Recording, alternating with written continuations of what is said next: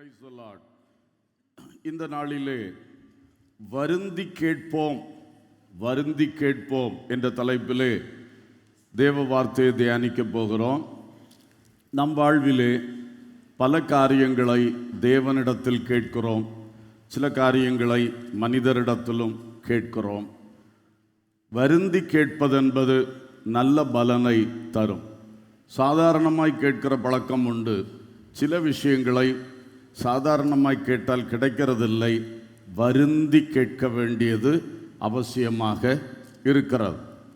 குறிப்பாக உளையான சேற்றிலிருந்து என்னை தூக்கிவிடும் என்பதை வருந்தி கேட்கணும். அல்லேலூயா. மிகுந்த ஜலப்பிரவாகத்தில் இருக்கிற என்னை கை நீட்டி தூக்குமையா என்று சொல்வதை வருந்தி கேட்கணும். அல்லேலூயா. எனவே இப்படிப்பட்ட சில விஷயங்கள் உண்டு. நாம் சிக்கி கிடக்கிற விஷயங்கள், நமக்கு அது கிடைக்காம அதனால் சிக்கலில் நம்ம இருக்கிறோம். இப்படி நிறைய காரியங்கள் இருக்கிறது. ஜெபித்து கொண்டு தான் இருக்கிறோம். ஆனால் அந்த ஜெபத்திலே இன்றைக்கு வருந்தி கேட்பது என்கிற விஷயத்தை பைபிள் நமக்கு சொல்லுகிறதை குறித்து பார்ப்போம். தேவனிடத்திலும் சரி, சில இடத்துல மனுஷரிடத்திலும் கேட்க வேண்டியது உண்டு. அதையும் நாம் தியானிப்போம். இந்த வருஷ கடைசி சண்டேயில் எப்படியாவது எனக்கு வர வேண்டிய நன்மையை தேவன் எனக்கு ஆயத்தம் பண்ணினதை என் கையில் பெற்றாக வேண்டும். ஆமென். நான் எங்கே சிக்கி இருக்கிறேனோ அங்கிருந்து கம்ப்ளீட்டாக ஒரு டெலிவரன்ஸ், ஒரு பரிபூர்ண விடுதலை எனக்கு வேண்டும் என்று சொல்லுகிற ஒரு ஆசையோடு இந்த வசனத்தை நீங்கள் கவனிக்கும்படி கேட்டுக்கொள்ளுகிறேன். லூக்கா சுவிசேஷம் 24 அதிகாரம் 29வது வசனத்தை நாம் பார்க்கின்றோம். அவர்கள் அவரை நோக்கி, நீர் எங்களுடனே தங்கியிரும், சாயங்காலம் ஆயிற்று, பொழுதும் போயிற்று என்று அவரை வருந்தி கேட்டுக்கொண்டார்கள். அப்பொழுது அவர் அவர்களுடனே தங்கும்படி உள்ளே போனார். ஒரு அல்லேலூயா சொல்லுவோம். எருசலேமில் இருந்து எம்மாவுக்கு நேராக சென்று கொண்டிருந்த 2 சீஷர்கள், அவர்களோடு ஒரு வழிப்பிரயாணியைப் போல இயேசு கிறிஸ்து, உயிர்த்தெழுந்த கிறிஸ்து பயணம் செய்தார். அவளோடு பேசினார். பேசிக்கொண்டே வந்த பொழுது அவளுடைய வீடு வந்தது. அவள் வீட்டுக்குள் போகும்பொழுது இவர் வழிப்பிரயாணியாய் காட்டிக்கொண்டதனாலே அப்புறம் போகிறவர் போல காணப்பட்டார். அப்பொழுது அவர்கள், நீர் எங்களிடத்தில் வாரும், எங்களோடு தங்கியிரும், பொழுது போயிற்று என்று சொன்னார்கள். அதை அவர் சாதாரணமாக சொல்லும் பொழுது அவர் உள்ள வர மாதிரி தெரியல. வருந்தி கேட்டுக்கொண்டார்கள். அல்லேலூயா. அந்த வருந்தி கேட்ட பொழுது இயேசு உள்ள வந்தார். அப்புறம் நடந்தது நமக்கு தெரியும். அவர்களுக்கு அப்பம் பிற்கும் பொழுது கண்கள் திறக்கப்பட்டது. அவர்கள் உடனே எம்மாவிலிருந்து திரும்ப எருசலேமுக்கு உயிர்ப்பிக்கப்பட்டு ஓடி போய் சீசர் கூட்டத்தில் சேர்ந்து கொண்டார்கள். அல்லேலூயா. அப்போ இதை அவர்கள் பெற்றுக்கொள்ள காரணம் வருந்தி அழைத்தது, வருந்தி கேட்டுக்கொண்டது. சில விஷயங்கள் வருந்தி கேட்டால்தான் காரியம் நடக்கும். வருந்தி கேட்பது. ஒருவேளை உங்களில் சிலருடைய வாழ்விலே இன்றைக்கு அதை கர்த்தர் எதிர்பார்க்கிறார். கர்த்தரிடத்திலே அல்ல சில விஷயங்கள் மனுஷரிடத்திலே வருந்தி கேட்கணும். இப்படி கேட்டுக்கொண்டிருந்தால் போதாது, வருந்தி கேட்கணும். ஆகவே நாம் தியானிக்கும் பொழுது கர்த்தர் எப்படி வருந்தி கேட்கணும், எதுக்காக வருந்தி கேட்கணும் என்பவைகளை நமக்கு வெளிப்படுத்தி தருவாராக. சில வேதத்தின் உதாரணங்களை, சம்பவங்களை உங்களுக்கு நினைப்பூட்டுகிறேன். ஒன்று, சூனேமியாள் எலிசாவை வருந்தி அழைத்த பொழுது அவளுடைய வாழ்வின் வெறுமை மாற அது காரணமாக இருந்தது. அல்லேலூயா. 2 ராஜாக்கள் 4 அதிகாரத்தின் 8 வசனத்தை நாம் பார்க்கும் பொழுது, பின்பு ஒரு நாள் எலிசா சூனேமுக்கு போயிருக்கும் போது அங்கே இருந்த கனம் பொருந்திய ஒரு ஸ்திரீ அவனை போஜனம் பண்ண வருந்தி கேட்டுக்கொண்டாள். அப்படியே அவன் பயணப்பட்டு வருகிற போதெல்லாம் போஜனம் பண்ணும்படி அங்கே வந்து தங்குவான். அல்லேலூயா. சுனேமியாள் எலிசா தீர்க்கதரிசியை வருந்தி கேட்டுக்கொண்டாள். எங்க வீட்டில் வந்து சாப்பிடுங்க என்று வருந்தி கேட்டுக்கொண்டாள். சும்மா கேட்டிருந்தா அவர் தட்டிட்டு போயிருப்பார். வருந்தி கேட்டுக்கொண்டதுனால அவர் போனார். அப்படியே அவன் பயணப்பட்டு வருகிற போதெல்லாம் போஜனம் பண்ணும்படி அங்கே வந்து தங்குவான்.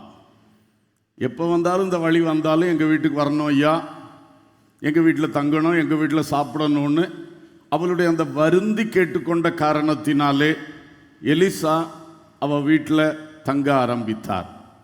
அதனால் அவளுக்கு கிடைத்த பெரிய நன்மை 17ஆம் வசனம், அந்த ஸ்திரீ கற்பந்தரித்து எலிசா தன்னோடே சொன்னபடி ஒரு உற்பத்தி கால திட்டத்தில் ஒரு குமாரனை பெற்றாள்.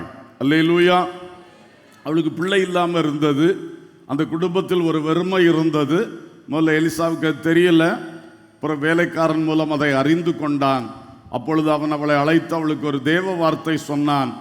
ஒரு உற்பத்தி கால திட்டத்திலே உனக்கு ஆண்டவர் ஒரு குழந்தையை தருவார்னு சொல்லி. அதே மாதிரி கர்த்தர் அவளுக்கு புத்திர பாக்கியத்தை கொடுத்தார். அவளும் அவளுடைய புருஷனும் சந்தோஷப்படத்தக்கதாக, அவளுடைய வெறுமை நீங்கத்தக்கதாக அன்றைக்கு இந்த தீர்க்கதரிசியை வருந்தி அழைத்து வீட்டில் சாப்பாடு கொடுத்து தங்க வச்சது அவளுக்கு ஒரு பெரிய ஆசீர்வாதமாக மாறிற்று. அல்லேலூயா, அல்லேலூயா.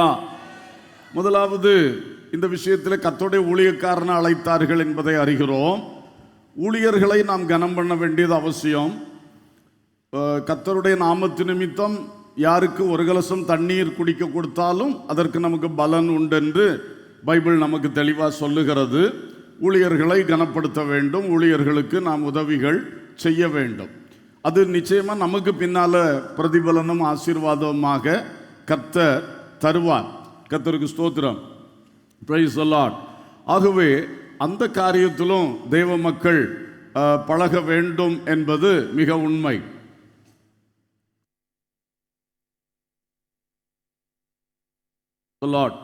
ஆகவே அந்த ஊழியர்களுக்கு நாம் செய்கின்ற காரியங்கள் அதுவும் நம்முடைய வாழ்க்கையின் பங்காக இருக்க வேண்டும். திருவசனத்தை பகிர்ந்து கொடுக்கிறவனுக்கு நாம் நன்மை செய்ய வேண்டும் என்று கலாத்தியரிலே சொல்லப்பட்டிருக்கிற வார்த்தையும் உங்களுக்கு நினைப்பூட்டுகிறோம். ஊழியக்காரர்களுக்கு உதவி செய்கிறோம் என்று சொல்லும் பொழுது நம்முடைய சபையில் ஊழியர்கள் இருக்கிறார்கள், அவர்களுக்கு நீங்கள் எப்பொழுதும் உதவி செய்யலாம். அது மட்டுமல்ல, சபை பாகுபாடு இல்லாமல் கர்த்தருடைய ஊழியக்காரர் ஒருவர் நமக்கு தெரிந்தவர் இருக்கிறார், அல்லது அருகில் இருக்கிறார், அல்லது நம்மிடத்தில் தொடர்பில் இருக்கிறார்னா ஏவப்படும் பொழுது அவர்களுக்கு நாம் உதவி செய்வது எப்பொழுதும் நல்ல பழக்கம். அல்லேலூயா.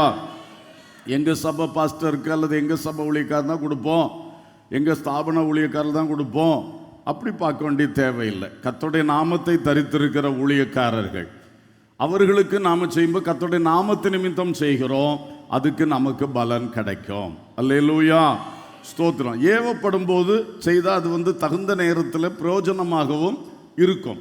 அநேகர் விசுவாச ஊழியம் செய்கிற ஊழியக்காரர்கள் இருக்கிறார்கள், பல கஷ்டங்களில் நெருக்கங்களில் இருக்கிற ஊழியக்காரர்கள் இருக்கிறார்கள். அவர்களை நாம் நினைக்க வேண்டும். அதே வேளையில் யாருக்கு இருக்கு இல்லைன்னு பார்த்து நம்ம செய்ய முடியுமா? முடியாது. ஆண்டவர் நமக்கு ஒரு ஏவுதல் தரும்போது செய்வது ஒரு சரியான பழக்கமாக இருக்கும். கர்த்தருக்கு ஸ்தோத்திரம். அதனால ஆண்டவர் நன்மை செய்வார்.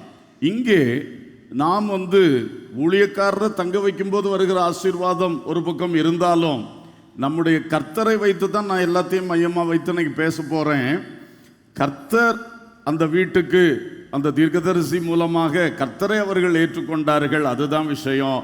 தீர்க்கதரிசியுடைய வார்த்தையை நிறைவேற்றினவர் கர்த்தர், அவர்களுக்கு புத்திர பாக்கியத்தை கொடுத்தவர் கர்த்தர், அவருடைய வெறுமையை நிறைவாக்கினவர் கர்த்தர். அல்லேலூயா. அதனால நம்ம ஊழியக்காரரை கனப்படுத்துறதுனால தான் உங்களுக்கு வெறுமை மாற்றுவார் அப்படின்னு ஒற்றை கோணத்தில் எடுக்கக்கூடாது. கர்த்தரை நீங்கள் அழையுங்கள், உங்கள் வெறுமையை அவர் நிறைவாக்குவார். அல்லேலூயா, அல்லேலூயா, ஸ்தோத்திரம். உங்கள் வீட்டில் கர்த்தரை நீங்கள் அழைக்கணும், அதுதான் விஷயம். இதெல்லாம் நிழலாட்டமாக அதைத்தானே காட்டுது. ஆகையினால அன்பர்களே, என்ன வெறுமை உங்களுக்கு இருக்கிறது? இந்த 2025ஆம் ஆண்டில் பலமுறை ஜெபித்து கேட்டேன். அந்த வெறுமை மட்டும் மாறவே இல்லை. மற்றும் பல விஷயங்களில் கர்த்தர் எனக்கு நன்மை செய்திருக்கிறார். நான் ஆசீர்வதிக்கப்பட்டிருக்கிறேன்.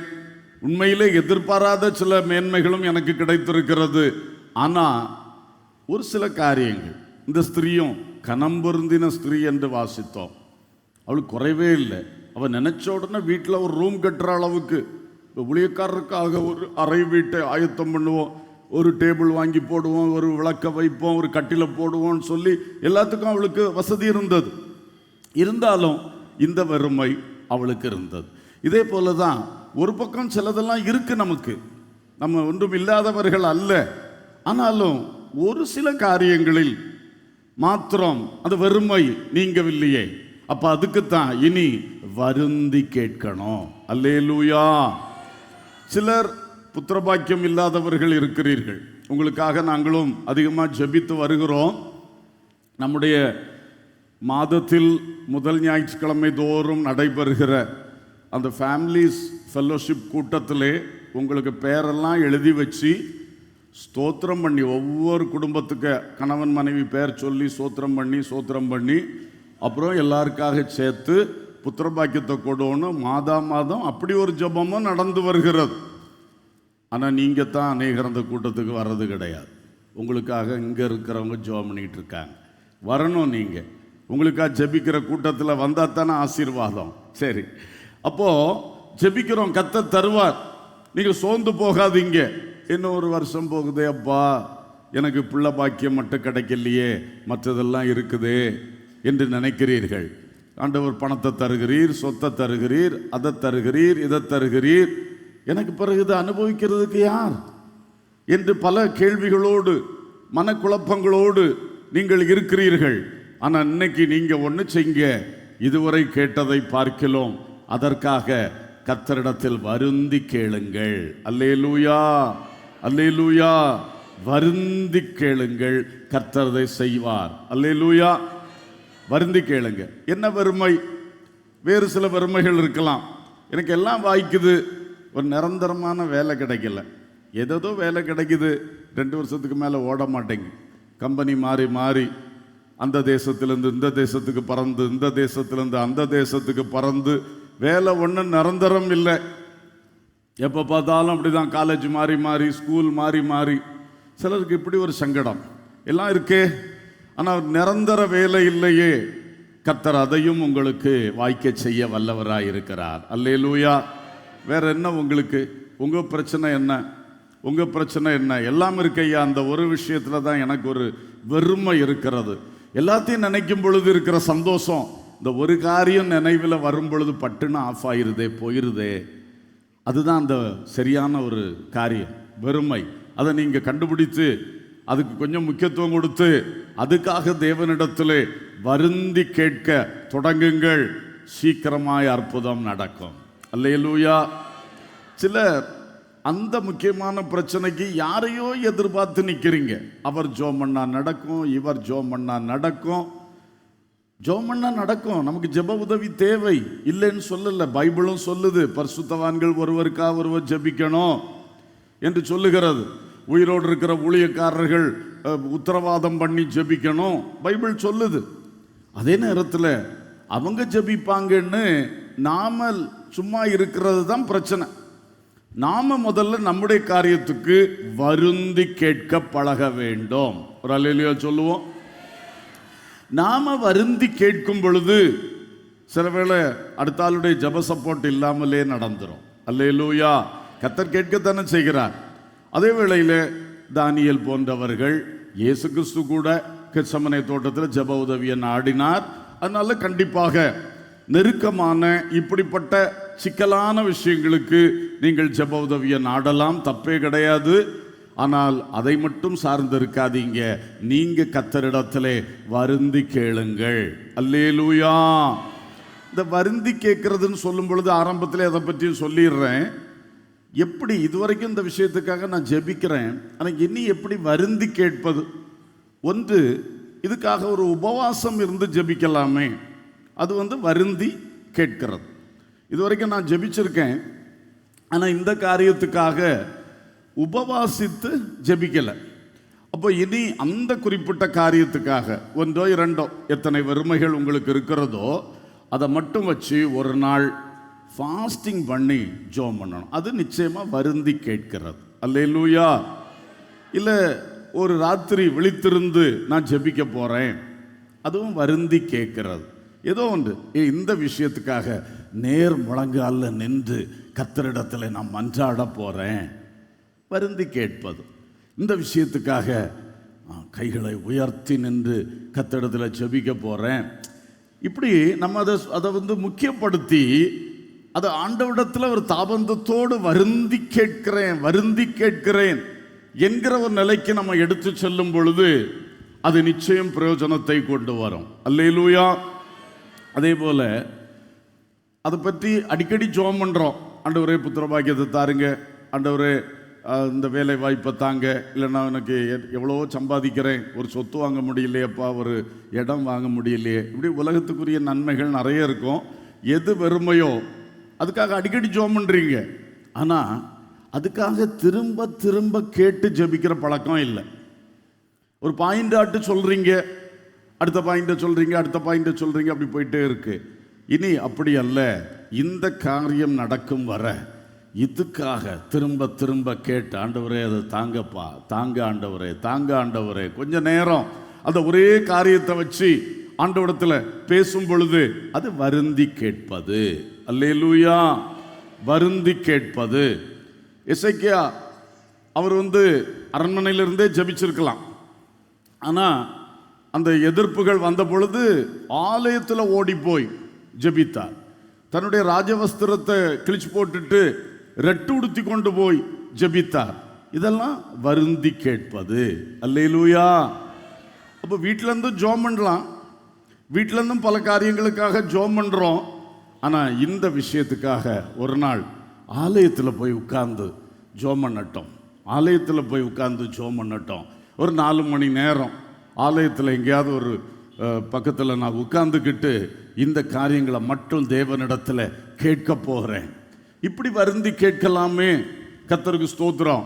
ஒரு சகோதரர், ஒரு ஐயா, அவர் ஒரு நாள் என்கிட்ட சொன்னார், அவருக்கு ஒரு பழக்கம் இருக்குதான், அது அவருடைய பழக்கம். அப்போது அவர் சில காரியத்துக்காக ஜெபம் பண்ணும்போது வீட்டில் கொஞ்சம் சாம்பல் எடுத்து போட்டு அதில் இந்த ரெட்டு உடுத்த மாதிரி சாக்கு வஸ்திரத்தை வச்சுக்கிட்டு உடுத்துக்கிட்டு அதில் உட்காந்து ஜெபம் பண்ணுவாராம். ஒருவேளை அது பழைய ஏற்பாட்டில் செய்கிற முறைன்னு சொல்லலாம். ஆனால் அந்த மனுஷன் அப்படி ஒரு பழக்கம் அவர் வச்சிருக்கிறார். தன்னை வருத்தி ஆண்டவர்கிட்ட கேட்கிறார். அல்லேலூயா. ஸ்தோத்திரம். அப்போது இதில் ஒரு பக்கத்துக்கு கேர்ஃபுல்லாக இருக்கணும். நாம் ஆண்டவரிடத்தில் வருந்தி கேட்கிறோம். நாம் நம்முடைய கிரியைகளினால ஒரு நீதியை தேட முடியாது. அது எப்பவும் இருக்கு. ஆண்டவருடைய கிருபை தான் வழங்கணுமே தவிர நான் செய்கிற இந்த ஜப தபங்களின் கிரியைகளினாலே முறைமைகளினாலே கர்த்தர் இறங்குவார்னு அப்படி இல்லை. நம்ம அந்த ஜபத்தை வருந்தி கேட்கிறோம் என்பதற்காகத்தான் இப்படிப்பட்ட பல எக்ஸாம்பிள்ஸை நான் சொல்லுகிறேன். அல்லேலூயா. கொஞ்சம் டைம் எடுத்து கொஞ்சம் ஆண்டவர் பாதத்தில் போராடி, யாக்கோபு ஒரு ராத்திரி முழுசும் விழித்திருந்தான். அவங்க வீட்டுக்காரங்கெல்லாம் தூங்கிட்டு இருந்திருப்பாங்க, அவன் வேலைக்காரங்களாம் தூங்கிட்டு இருந்திருப்பாங்க. ஆனால் அவனுக்கு தூக்கம் வரல. அவன் கர்த்தரிடத்தில் போராடி கொண்டே இருந்தான். அதிகாலை வேளையில் ஆசீர்வதிக்கப்பட்டான். அல்லேலூயா. அவன் வாழ்வையே அன்றைக்கு மாற்றுகிற ஒரு திருப்புமுனையான நிகழ்ச்சி அங்கே நடந்துச்சு. பேரையே ஆண்டவர் மாற்றினார்னா வாழ்க்கையை மாற்றினார்னு அர்த்தம். அல்லேலூயா. அப்போ வருந்தி கேட்டால் கண்டிப்பாக வறுமைகள் மாறும். சுனேமியாளுக்கு நடந்த அற்புதம் இன்று உங்கள் குடும்பத்திலும் நடக்கும். எதிலே வறுமையாய் இருக்கிறீர்கள், அந்த வறுமையை மாற்ற இயேசு போதுமானவராய் இருக்கிறார். அல்லேலூயா. இரண்டாவதாக லோத்து 2 தூதர்களை வருந்தி அழைத்த போது கர்த்தருக்கு ஸ்தோத்திரம், அது அவனுக்கு அது மிகுந்த ரட்சிப்பாக முடிந்தது என்பதை பார்க்கிறோம். ஆதியாகமம் 19ஆம் அதிகாரம் 3ஆம் வசனம். அவன் அவர்களை மிகவும் வருந்தி கேட்டுக்கொண்டான். அப்பொழுது அவனிடத்துக்கு திரும்பி அவன் வீட்டிலே பிரவேசித்தார்கள். 2 தூதர்கள், தேவனால் அனுப்பப்பட்ட தேவ தூதர்கள், சோதோம் கொமோராவை அழிக்கும்படி வந்தவர்கள். இவனுக்கு அது யாருன்னு தெரியாமலே இவன் அந்நியர்கள் வந்திருக்கிறார்கள், பாவம், நாம் அடைக்கலம் கொடுப்போம் என்று சொல்லி கூப்பிட்டதோடு கூட வருந்தி அழைத்தான். அதனால் அவனுக்கு நடந்த நன்மை 16ஆம் வசனம், அவன் தாமதித்து கொண்டிருக்கும் போது கர்த்தர் அவன் மேல் வைத்த இரக்கத்தினாலே அந்த புருஷர், அந்த தூதர்கள், அவன் கையையும் அவன் மனைவியின் கையையும் அவன் 2 குமாரத்திகளின் கையையும் பிடித்து அவனை பட்டணத்திற்கு வெளியே கொண்டு போய் விட்டார்கள். அல்லேலூயா சொல்லுவோம். அறியாமல் தேவதூதரையே உபசரித்தது உண்டு என்ற வசனம் இருக்கிறது. அதே போல இந்த மனுஷன் லோத்து, அவர்கள் தேவதூதர்கள் என்று அறியாமலே அவர்களை உபசரித்தது, அது வருந்தி அழைத்து தன் வீட்டில் சேர்த்து கொண்டான். அவனுக்கு அது ஒரு பெரிய ரட்சிப்பாய் மாறிற்று. அல்லேலூயா, அல்லேலூயா, ஸ்தோத்திரம். ஆகவே அன்பானவர்களே, சிலருடைய வாழ்விலே சில காரியத்தெல்லாம் சொன்ன மாதிரி ஜலப்பிரவாகத்தில் இருக்கிற எண்ணெய் தூக்கிவிடும். அல்லேலூயா. மிகுந்த ஜலப்பிரவாகத்தில் சிக்கிக்கொண்டேன். மனுஷன் காப்பாற்ற முடியாது, எந்த படகுகளும் காப்பாற்ற முடியாது, எந்த ரெஸ்கியூ ஃபோர்ஸஸாலும் காப்பாற்ற முடியாது. அவ்வளவு மிகுந்த ஜலப்பிரவாகத்திலே சிக்கிக்கொண்டேன். இப்பொழுது நீர் ஒருவரே கரம் நீட்டி என்னை தூக்க முடியும். அல்லேலூயா. அப்போ அதற்கு மன்றாடுவது என்று சொல்வது வருந்தி கேட்கிறது. அல்லேலூயா.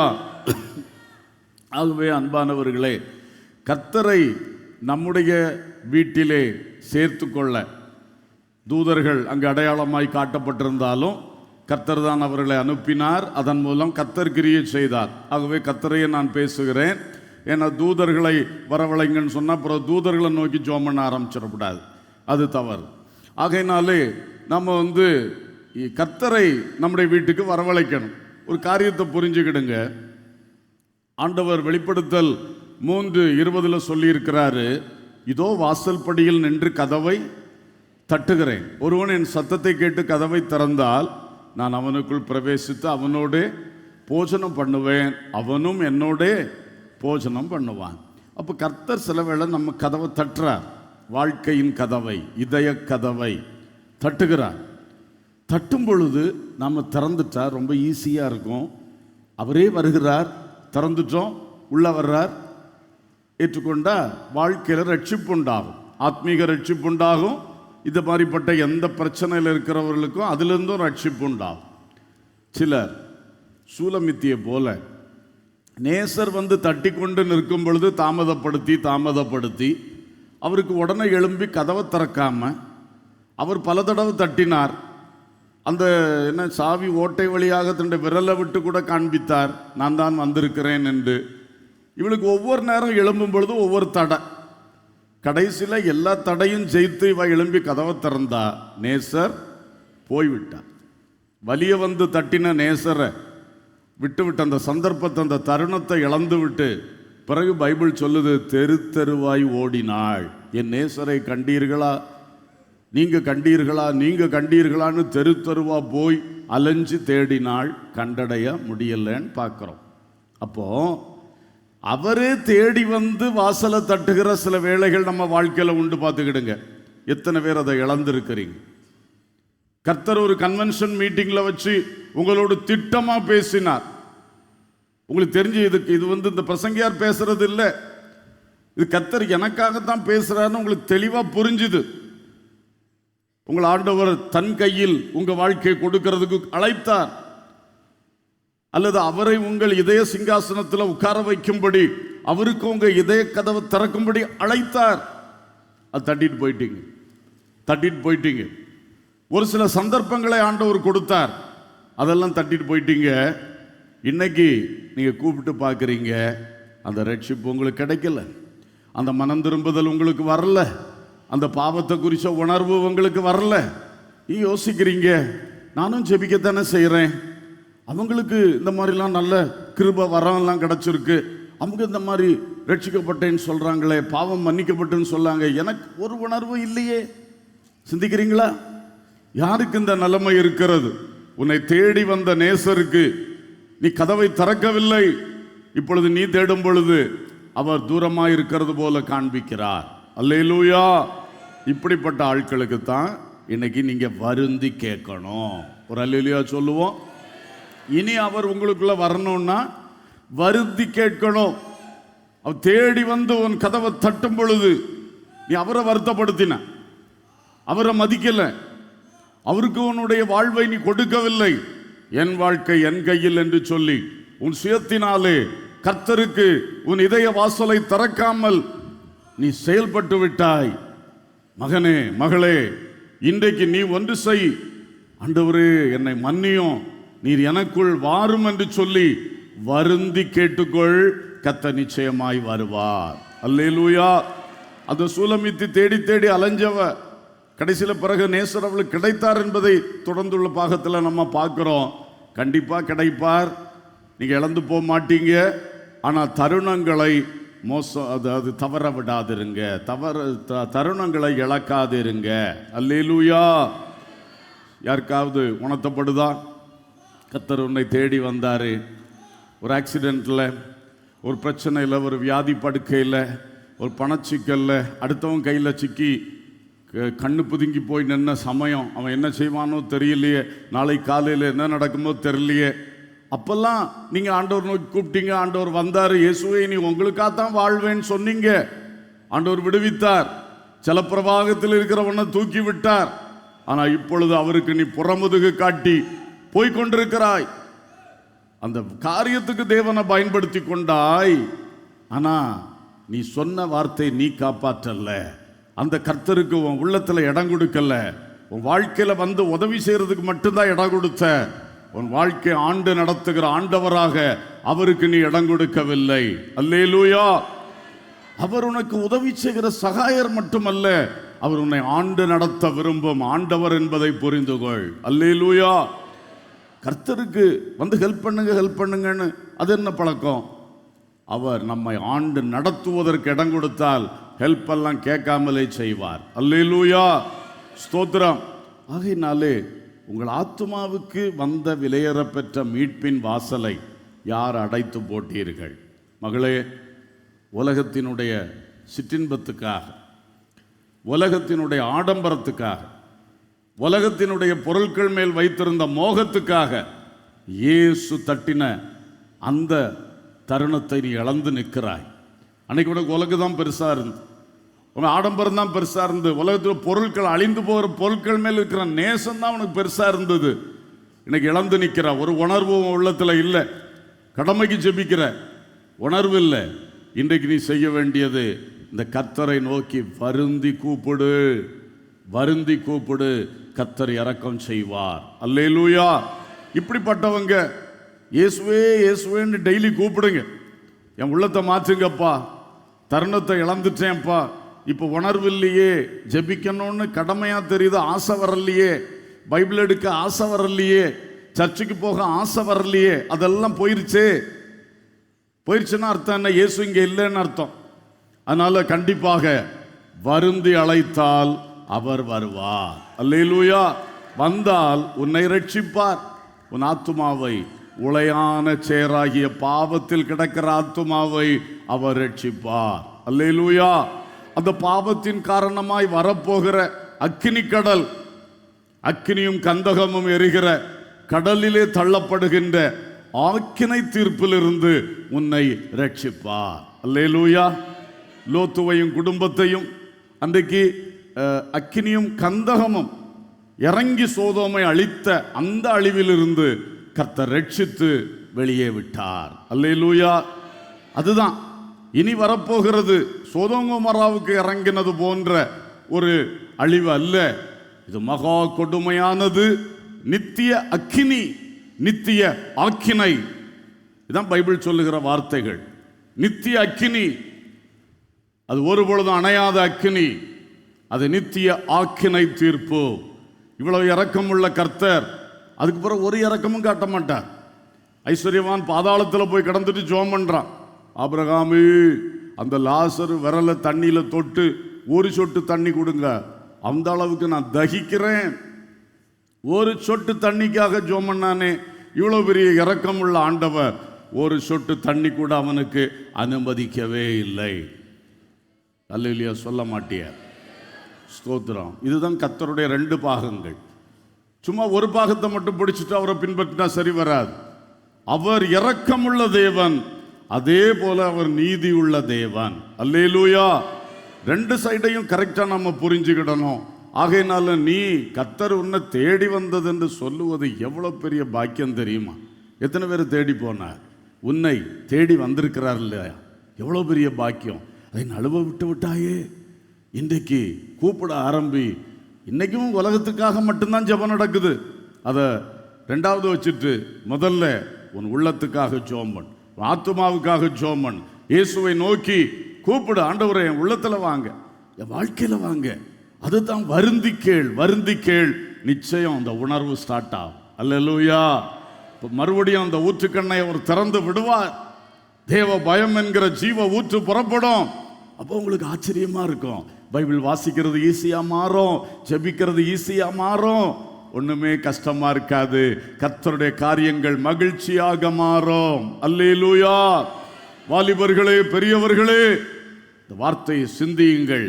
லோத்து அவங்க 2 பேரையும் வருந்தி அழைத்ததுனால ஜீவன் காக்கப்பட்டது. ஹல்லேலூயா. உனக்கு ஒரே ஒரு ஜீவன் இருக்கிறது. அந்த ஜீவனை இழந்து போகக்கூடாது. நித்தியமாக காப்பாற்றுறதுக்கு தான் கர்த்தர் நமக்காக சிலுவையில் மரித்து உயிர்த்திருக்கிறார். அல்லேலூயா.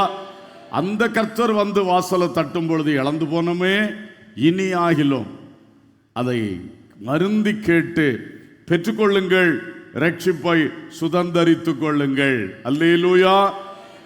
ஸ்தோத்திரம். அடுத்ததாக 3வது, யாக்கோபு ஏசாவை வருந்தி கேட்டபோது அவர்களுடைய பகை முற்றிலும் மாறிற்று. ஸ்தோத்திரம். ஆதியாகமம் 33:11 வாசிங்க. 33:11. தேவன் எனக்கு அனுக்கிரகம் செய்திருக்கிறார், வேண்டியதெல்லாம் எனக்கு உண்டு. ஆகையால் உமக்கு கொண்டு வரப்பட்ட என் காணிக்கையை ஏற்றுக்கொள்ளும் என்று சொல்லி அவனை வருந்தி கேட்டுக்கொண்டான். அப்பொழுது அவன் அதை ஏற்றுக்கொண்டான். யாக்கோபு ஏசாவுக்கு காணிக்கைகளை அனுப்பினான். அவன் இதெல்லாம் வேண்டாப்பா, எனக்கெல்லாம் இருக்கு அப்படி சொன்ன பொழுது யாக்கோபு சொன்னா, இல்லை நீர் கண்டிப்பாக இதை வாங்கணும் என்று வருந்தி கேட்டுக்கொண்டான். அப்பொழுது அவன் ஏற்றுக்கொண்டான். வா 2 பேர் சேர்ந்து போவோன்னு சொல்லி புறப்பட்டாங்க. 20 வருட பகை தீர்ந்தது. கர்த்தருக்கு ஸ்தோத்திரம். அப்போ அந்த பகை தீர்ந்ததற்கு கடைசியாக நடந்த சம்பவம் தான் இது. அவன் முதல்ல காணிக்கை அனுப்பினாலும் இவன் ஏற்றுக்கொள்ளல. அப்போ அவன் கண்டிப்பாக கட்டாயப்படுத்தி கொடுத்தான். இதோடைய விஷயம் என்ன? ஒப்புரவாகிற காரியத்தில், பகை தீர்க்கிற காரியத்தில் தன் சொந்த சகோதரனிடத்தில் வருந்தி கேட்டுக்கொண்டான். ஒரு அல்லேலூயா சொல்லுவோம். இப்போ நான் சொல்கிற இந்த விஷயம் சிலருக்கு மிகவும் தேவை. எத்தனையோ காலமாக ஒப்புரவாகுதலின் உபதேசம், மன்னிக்கணும், மன்னிப்பு கேட்கணும், ஒப்புரவாகணும் என்கிற உபதேசம் உங்கள் 2 செவிகளில் வந்தோம். அதுக்கு இடம் கொடுக்காம இருக்கிறீங்க. இது உங்களை நரகத்தில் கொண்டு போய் சேர்க்கும் என்று பைபிள் சொல்லுகிறது. சகோதரனை பகைக்கிறவன் மனுஷ கொலைபாதகனாய் இருக்கிறான் என்று யோவானின் நிருபத்தில் இருக்கிறது.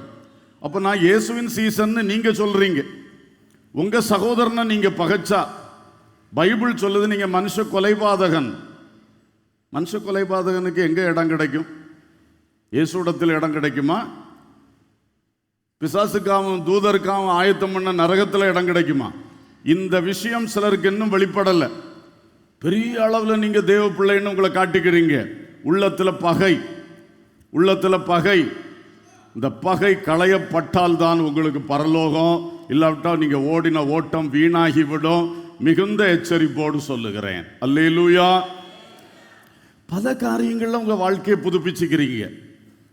உங்க வேலை, தொழில், விவசாயம் காரியத்திலலாம் ரொம்ப புதுப்பித்தல் பண்றீங்க. பல விஷயங்களை செய்றீங்க. வீடை புதுப்பிச்சுக்கிறீங்க, வாகனத்தை புதுப்பிச்சுக்கிறீங்க. வாழ்க்கையை புதுப்பிச்சிங்களா? வாழ்க்கை எப்படி ஓடிக்கொண்டிருக்கிறது? ஒரு நாள் கிறிஸ்துவுக்குள் ரட்சிக்கப்பட்ட அனுபவம் எப்படி இருந்தது? யார் என்ன செய்தாலும் தாங்குகிற தன்மை இருந்தது, சகிக்கும் தன்மை இருந்தது, நமக்கு விரோதமாய் கிரியை செய்கிறவர்களை மன்னிக்கிற தன்மை இருந்தது. இன்னைக்கு எங்க போச்சு? எங்க போச்சு அது? அப்ப அதை நாம திரும்ப புதுப்பித்துக் கொள்ள வேண்டாமா? இப்படியே போனா ஓட்டம் தோல்வியடைந்து விடுமே. சகோதரிகளே, சகோதரர்களே, யார் உடன் பிறந்தவர்களிடத்தில் பேசாம அல்லது சும்மா ஒப்புக்கு பேசிக்கிட்டு ஒரு பகையை உள்ளத்தில் வச்சுக்கிட்டு இந்த மாதிரிலாம் இருக்கிறீங்க? உடன் பிறந்தவர்கள்ட்ட மட்டுமல்ல, எந்த சகோதரனையும் பகைக்க கூடாது. அல்லேலூயா. சத்ருவை கூட பகைக்கிறதுக்கு ஆண்டவர் நமக்கு இடம் தரல. ஆமென். நமக்கு சத்ருவா இருக்காங்களே, நம்மளை போட்டு தொந்தரவு பண்றாங்களே, நம்மளை அழிக்கணும்னே நினைக்கிறாங்களே, அவங்கள கூட உள்ளத்தில் என்னதான் வைக்க கூடாதான்? சொல்லுங்க, பகை. ஏன்னா அவனோ இவனோ அல்ல விஷயம், பகை என்பதுதான் விஷயம். யாரை பற்றியோ ஒரு பகை இந்த உள்ளத்துக்குள்ள வந்துச்சுன்னா இந்த வாழ்க்கைக்கு அது கேடு. நான் சொல்ல உங்களுக்கு புரியுதா? ஆள் யாரா இருக்கட்டும், சில சொல்லுவீங்க அவன் செய்ததை மன்னிக்கலாம், இவன் செய்ததை மன்னிக்க முடியாது. இவன் அப்படி பச்சை துரோகம் பண்ணிட்டான், அவன் பச்சை துரோகமோ அதுக்கு மேலே சிவப்பு துரோகமோ என்ன பண்ணுனா வச்சுக்கிடுங்க, அதல்ல விஷயம். நம்ம உள்ளத்தில் பகை இருக்கா இல்லையா? அதான் சிலர் வெளிப்படையாக மன்னிப்பு கேட்டுக்கிட்டு கூட பப்ளிக்குக்காக கையை குலுக்கிட்டு கூட உள்ளத்தில் என்ன வச்சிருப்பாங்க? பகை. அதுவும் சரி கிடையாது, பக்கா மாய்மாலம். கர்த்தர் மாய்மாலத்தை ஏற்றுக்கொள்ள மாட்டார். அதனால சகோதரர் என்று சொல்லும் பொழுது யாரா இருக்கட்டும், பகை என்பது நம்ம உள்ளத்தில் இருக்கிறதென்றால் இன்றைக்கு முதலாவது தேவனிடத்தில், ரெண்டாவது சகோதரனிடத்தில். ஏன்னா மனுஷருக்கு நம்ம ஏதாவது தப்பு பண்ணியிருந்தோம்னா அதை தேவன்கிட்ட மட்டும் மன்னிப்பு கேட்டால் சரியாகாது, மனுஷரிடத்திலும் மன்னிப்பு கேட்கணும். இது புதிய ஏற்பாட்டில் நமக்கு தெரியும். நம்ம பாவங்களை குற்றங்களை தேவனிடத்தில் அறிக்கை பண்ணுறோம். அதே வேளையில் குறிப்பிட்ட மனிதனுக்கு எதிராக, குறிப்பிட்ட குடும்பத்துக்கு எதிராக நாம் செய்த தவறுகளை அவங்கள்ட்டையும் மன்னிப்பு கேட்கணும். அப்போ தான் அது பூர்ணமான ஒரு மன்னிப்பாக இருக்கும். அல்லேலூயா. ஒனேசிமு பிலேமோனுக்கு தப்பு செஞ்சுட்டு ஓடிட்டான். அவன் ரட்சிக்கப்பட்ட பொழுது கர்த்தரிடத்திலே பாவங்களை அறிக்கையிட்டான். கர்த்தர் அவன் பாவங்களை மன்னித்தார். அதே வேளையில் பிலேமோனிடத்தில் மறுபடி போய் ஒப்புரவாகும்படி பவுல் மூலம் அவன் வழிநடத்தப்பட்டான். அல்லேலூயா. சகையு மனம் திரும்பினான். அவன் சொன்னான், என் ஆஸ்தியில் பாதியை ஏழைகளுக்கு கொடுக்கிறேன், எவனிடத்தில் ஆயிலும் அநியாயமாய் வாங்கினது உண்டானால் நாலத்தனையாக திரும்ப கொடுக்கிறேன். இதான் மனம் திரும்புதலுக்கு ஏற்ற கனிகள். அப்போ தேவனுக்கு எதிராக, தேவனுடைய காரியங்களுக்கு எதிராக அப்படிலாம் செய்யறது தேவன்கிட்ட மன்னிப்பு கேட்குறோம். மனுஷனுக்கு எதிராக செய்யறது தேவனிடத்திலும் மன்னிப்பு கேட்கணும், சம்பந்தப்பட்ட ஆள்கிட்ட மன்னிப்பு கேட்கணும். அல்லேலூயா, அல்லேலூயா, ஸ்தோத்திரம். ஆகவே கண்டிப்பாக நீங்கள் சில ஏசாக்களிடத்தில் வருந்தி கேட்க வேண்டிய நிலைமை உங்களுக்கு இருக்கிறதென்றால் அதை ஒரு கஷ்டமாக எடுக்காதீங்க. ஆண்டவருடைய வசனத்துக்கு பயந்து கர்த்தருடைய காரியத்தில் நான் நல்லா இருக்கணும் என்று, எனக்கு பரலோராஜ்யம் வேணும் என்று சொல்லி உங்களை தாழ்த்தி அந்த நபரிடத்துலையும் பேசுங்கள். வருந்தி கேட்டுக்கொண்டேன், எப்பா நீ இதை வச்சுக்கோ, நான் அன்னைக்கு வாண்டந்து பிடுங்கி எடுத்தது அல்ல இந்த மாதிரி நான் பண்ணிட்டேன், உனக்கு ஒரு கஷ்டம் வந்துருச்சு, நீ இதை வச்சுக்க என்று சொல்லி கொடுப்பது. அவங்க சில வாங்க மாட்டாங்க, வருந்தி கொடுப்பது நல்லது. அல்லேலூயா. மன்னிப்பை வருந்தி கேட்பது நல்லது. ஸ்தோத்திரம். அந்த இடத்துல நம்ம சுயத்தை உடைக்கிறதுக்கு தான் கர்த்தர் பார்த்துக்கிட்டே இருக்கிறார். சுயத்தை உடைக்கணும், அது கொஞ்சம் கஷ்டம்தான். அது சிலர்கிட்ட போய் மன்னிப்பு கேட்கறது கொஞ்சம் கஷ்டம், எனக்கு புரியாமல் நான் சொல்லலை. ஆனால் கர்த்தர் அந்த இடத்துல நம்மளை உடைச்சி நம்மளை ஒரு பெரிய நன்மைக்கு நேராக வளர்த்த விரும்புகிறார். புரிந்து கொண்டீங்களா? அதுக்கு நம்ம இடம் கொடுக்கணும். அதுக்கு அந்த சுயம் உடைக்கப்படுறதுக்கு இடம் கொடுக்கணும். கண்டிப்பாக அதை முழு மனசாக செய்திருங்க. மாய்மாலமாக செய்தால் அது பிறகு எஃபெக்ட் இருக்காது, அது செய்தும் பிரயோஜனம் இருக்காது. அதை விட செய்கிறத உண்மையாக ஜெபத்தோடு ஆயத்தமாகி நீங்கள் செய்து விட்டால் அந்த கட்டு அறுபட்டு போகும். அல்லேலூயா. கட்டு அறுபட்டு போகும். அப்புறம் நம்ம உள்ளத்தில் பகை இல்லை. எவ்வளோ சந்தோஷம். நம்முடைய பரலோக பயணம் எவ்வளோ வெற்றியாக இருக்கும். அல்லேலூயா. உங்களால் பாதிக்கப்பட்டவர்கள் இருக்காங்களா? பண விஷயத்தில் பாதிக்கப்பட்டவங்க, உங்கள் வார்த்தையினால் அவங்க வாழ்க்கையை நீங்கள் கெடுத்திருப்பீங்க, அவங்களுக்கு வர வேண்டிய நல்ல காரியத்தை தடுத்திருப்பீங்க. இதெல்லாம் லேசானது கிடையாது. நீங்கள் ஒரு நாள் லேசாக பேசின வார்த்தை ஒரு குடும்பத்தை அது ரொம்ப கஷ்டப்படுத்திடுச்சு. அந்த குடும்பம் இன்னைக்கும் கண்ணீருக்குள்ளே இருக்கு. அவங்களுடைய கண்ணீரெல்லாம் கத்தர்கிட்ட போயிட்டு இருக்கு. அவர் கணக்கு கேட்கும் பொழுது நீ தப்பி போக முடியுமா? முடியாது. யாரிடத்தில் உள்ளதை வஞ்சித்தாய், திருடினாய், அவனுக்கு கொடுக்க வேண்டியதை உனக்குன்னு வாங்கி கொண்டாய், சொத்துல பங்கு வைக்கும் போது உன் சுயநலத்தை காட்டி, அதிகாரத்தை காட்டி, ஏமாற்றி, பல விஷயங்கள்ல பல விதங்கள்ல நீ எல்லாம் சேர்த்து சம்பாதிச்சிருக்கிற. ஆனால் அது சரிதானா? சரிதானா? தவறென்று உணர்த்தப்பட்டால் கண்டிப்பாக அதை சரி பண்ணணும். தவறென்று உணர்த்தப்பட்டோன்னா மன்னிப்பு மட்டும் கேட்டால் போதாது. அதனால் பாதிக்கப்பட்ட உன் சகோதரனுக்கு என்ன செய்ய போகிறாய்? உன் சகோதரிக்கு என்ன செய்ய போகிறாய்? சகையு போல மனம் திரும்பு, கர்த்தர் உன்னை மன்னிப்பார், உன்னை மேன்மையாக வைப்பார். அல்லேலூயா. இன்னைக்கு இந்த மாதிரி காரியம் கொஞ்சம் வருந்தி செயல்பட வேண்டிய விஷயங்கள் தான்.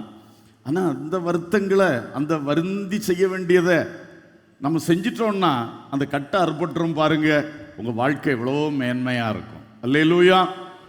சிலரெல்லாம் உள்ளத்தில் ரொம்ப வேதனையோடு வாழ்கிறத பார்க்க முடியுது. அந்த உள்ளத்தில் ஒரு சந்தோஷமே இல்லை, விடுதலையே இல்லை. ஏன்னா இந்த மாதிரி சில கட்டுகளாக்க அதுக்கு காரணம். இது மாதிரி சில கட்டுகள் என்னைக்கோ செஞ்சது அந்த உள்ளம் வருத்தப்பட்டு கொண்டே இருக்கு. அந்த பாதிப்பு அவங்களுக்கு இன்னைக்கு இருந்து கொண்டே இருக்கு.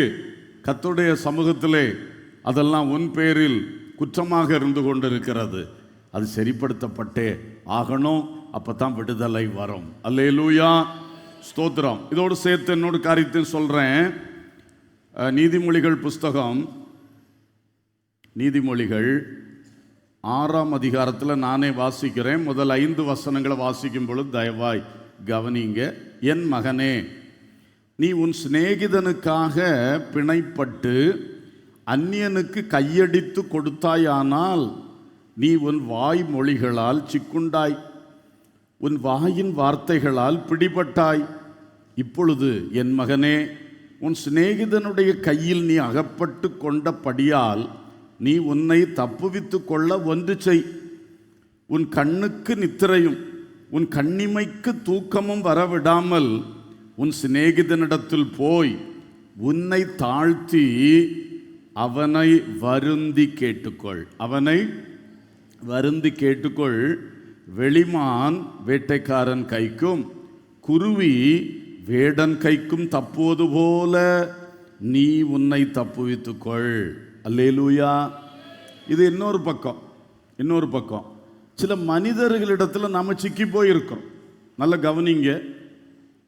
சில மனுஷரிடத்தில் நம்ம வாயில் பிடிபட்டுட்டோம். என்னைக்கோ ஒரு நாள் இதை உனக்கு செய்வேன்னு சொல்லிட்டோம். என்னதோ ஒன்று அவசரப்பட்டு சில காரியங்களை வாக்கு கொடுத்துறது உண்டு. சிக்கி போயாச்சு. இப்போ அவர் சரியாக நம்மளை பிடிச்சி வச்சுட்டார். இந்த பண விஷயங்கள்லாம் அப்படி தான். என்னெல்லாமோ கொடுப்பாங்கல்ல, ப்ராமிசரி நோட்டு, அது இது என்னெல்லாமோ இருக்குது. கொடுத்தது அவசரத்துக்கு கொடுத்தது அவர் பிடிச்சி வச்சுருவார். பிடிச்சி வச்சுட்டு கடைசியில் வட்டி வட்டி வட்டி வட்டின்னு போயிட்டே இருக்குது. ஒரு நாளும் முதல் குறையாது.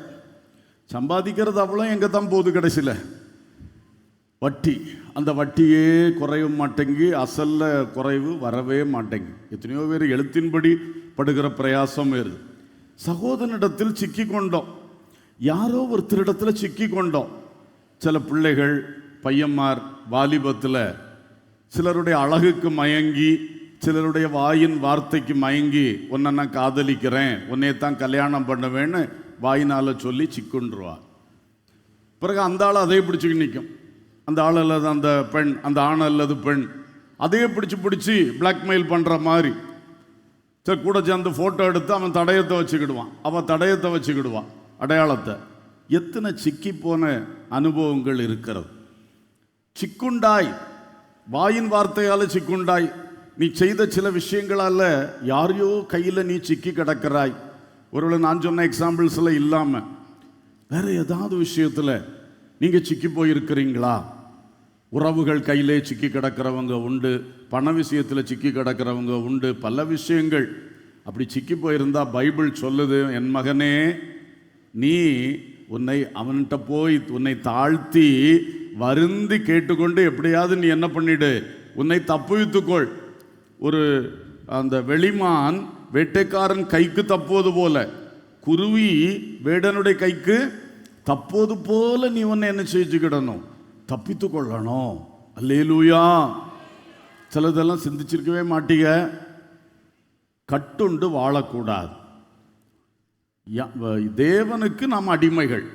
என் நுகத்தை உங்கள் மேல் ஏற்றுக்கொண்டு என்னிடத்தில் கற்றுக்கொள்ளுங்கள்னு இயேசு அழைச்சிருக்கிறாரு. இயேசுடைய நடத்திப்புக்கு நம்ம கழுத்தை கொடுக்குறோம். அவர் தம்முடைய நடத்திப்பு என்கிற நுகத்தை நம்ம மேலே வச்சு நடத்துகிறார். அவருக்கு நம்ம கட்டுப்படுறோம்.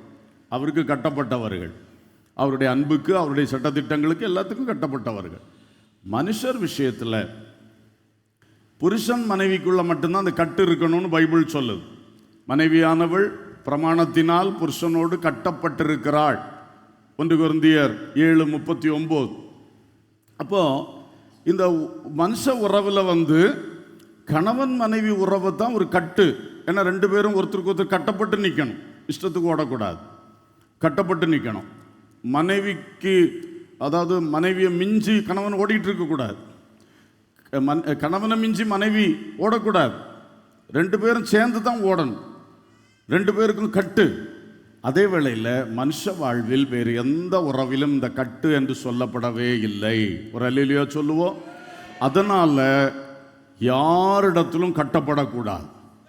எந்த விஷயத்திலும் மனுஷனிடத்தில் கையடித்து கொடுக்கக்கூடாது. அதாவது சம்மதம் தெரிவிக்கிறது, எழுதி கொடுக்கறது ரொம்ப கேர்ஃபுல்லாக இருக்கணும், ரொம்ப கேர்ஃபுல்லாக இருக்கணும். அன்னைக்கு அது தெரியாது, அதனுடைய பின்விளைவுகள் எப்படி வருதுன்னு தெரியாமல் இன்னைக்கு அநேகருடைய வாழ்க்கை சிக்குண்டு தவிக்கிறது. இதுக்காக முதல்ல கர்த்தரை நோக்கி வருந்தி கேளுங்க. 2வது அந்த ஆள்கிட்டையும் எப்படி பேச்சுவார்த்தைகள் நடத்தி எந்த அளவில் நீங்கள் விடுதலை பெற முடியுமோ அதை நீங்கள் முயற்சித்திருங்க. தாமதம் ஆக ஆக கட்டுகள் பலத்து போகும். கட்டுகள் பலத்து போகும்போது நம்ம வாழ்க்கையே ரொம்ப வருத்தங்களும் கஷ்டங்களுமாக மாறிவிடும். அல்லேலூயா. அதனால் அன்பர்களே, பண விஷயங்களில் ஒரு நெருக்கம் வரும்போது நெருக்கம்தான், எப்படி தப்பி பிழைப்பது? ஆனால் கர்த்தரை நோக்கி கூப்பிடுங்க. கர்த்தர் ஆபத்திலே நமக்கு உதவி செய்கிற தேவன். அல்லேலூயா. அதை விட்டுட்டு உலக வழக்கத்தின்படி யாரோ ஒரு மனுஷன்கிட்ட போய் பணத்துக்காக போட்டு இந்த மாதிரி கட்டுகளுக்குள்ள என்ன செய்யக்கூடாது, ஆகிடக்கூடாது. அதில் விடுதலை இல்லையே. ஆனால் கர்த்தர் விடுவிப்பார். நீங்கள் நம்ம தப்பு செய்ததுக்கும் ஆண்டவர் நமக்கு இரக்கம் செய்வார். அவர்கிட்ட வருந்தி கேளுங்க, வழிகளை அவர் திறந்து தருவார். அல்லேலூயா. ஸ்தோத்திரம். பிள்ளைகளே, காதல் என்கிற வலையில் ஒரு பிள்ளைகளும் ஒரு காலத்திலும் சிக்கி போகாதீங்க. அது மகா பயங்கரமான கட்டு. அந்த கட்டு உனக்கு தேவையில்லை. இந்த கட்டினால கட்டப்பட்ட எத்தனையோ பிள்ளைகள் படிப்பை தொலைச்சிட்டாங்க, வாழ்க்கையை தொலைச்சிட்டாங்க, நல்ல வேலை வாய்ப்புகளை தொலைச்சிட்டாங்க, சமுதாயத்தில் நல்ல பேரை தொலைச்சிட்டாங்க. திரும்ப எடுக்கவே முடியலை. நீ விளையாட்டு போல நினைக்கிற, இப்போ உனக்கு ஜாலியா இருக்குது, அவன் அல்லது அவ சொல்லுகிற வார்த்தை இனிப்பா இருக்குது. அது பெரிய ஆபத்து. வலை விரிச்சிருக்குன்னு புரிஞ்சிக்க.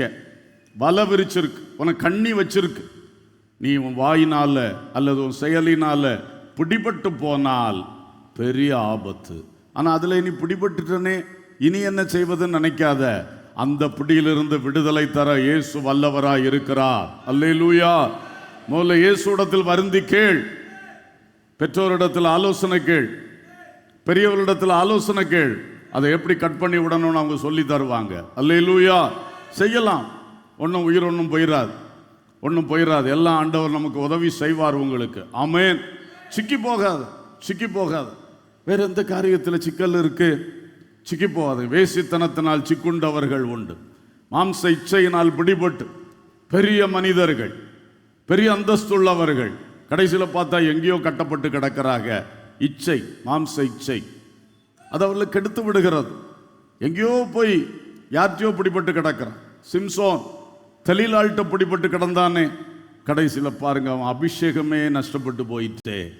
பெரிய மனுஷன், எவ்வளோ பராக்கிரமசாலி.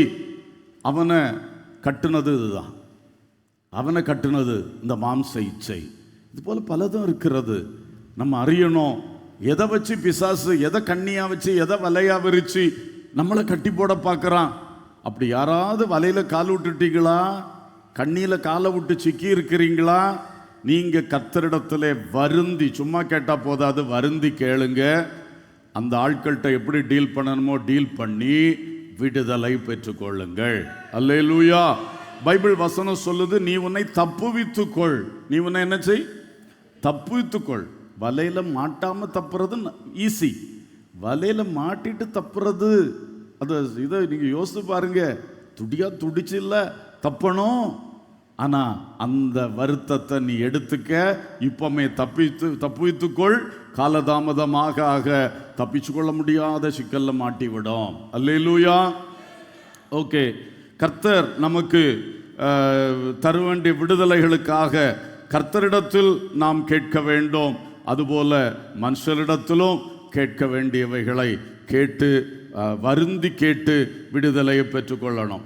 இனி அடுத்ததாக முதல்ல வாசித்த எம்மாவு சீசர்களை பற்றி பார்ப்போம். ஏற்கனவே அதை சொல்லிட்டேன். லூக்கா 24:29 நீர் எங்களுடனே தங்கியிரும் என்று அவர்கள் வருந்தி கேட்டார்கள். அப்பொழுது ஆண்டவர் வந்தார், தங்கியிருந்தார், அப்பத்தை எடுத்து பிட்டார். அப்போ அவங்க கண்கள் என்ன செய்தது? திறக்கப்பட்டது. கண்கள் திறக்கப்பட்டோன்னா அவங்க சொல்லிக்கிறாங்க, கண்கள் திறக்கப்பட்டோன்னா கர்த்தர் மறைஞ்சு போயிட்டார். இவங்க சொல்லிக்கிறாங்க, பாரு, அவர் வழியில வரும்போது பேசின வார்த்தைகளால் நம்முடைய இருதயம் கொழுந்து விட்டு எரியவில்லையா? ஹல்லேலூயா. இருதயம் என்ன செஞ்சுச்சா சொல்லுங்க? கொழுந்து விட்டு எரிஞ்சுதான். அப்படி சொல்லிட்டு உடனே அவர்கள் எருசலேம் நோக்கி ஓடினார்கள். அல்லேலூயா. அப்போ அவர்கள் வருந்தி அழைத்ததுனால அவங்களுக்கு கிடைச்சது கண்கள் திறக்கப்பட்டது. இருதயம் கொழுந்து விட்டு எரிந்ததை அதோடைய காரணத்தை புரிஞ்சுக்கிட்டாங்க. அவங்க எம்மாவுக்கு வந்த ஓட்டத்தை திரும்ப உடனே சீர்படுத்தி எருசலேமுக்கு பழையபடி ஓடுனாங்க. மொத்தத்தில் சொன்னா அவங்க பின்மாற்றத்திலிருந்து கர்த்தர் அவங்களுக்கு அற்புத விடுதலை கொடுத்தார். ஒரு பலமான அல்லேலூயா சொல்லுவோம்.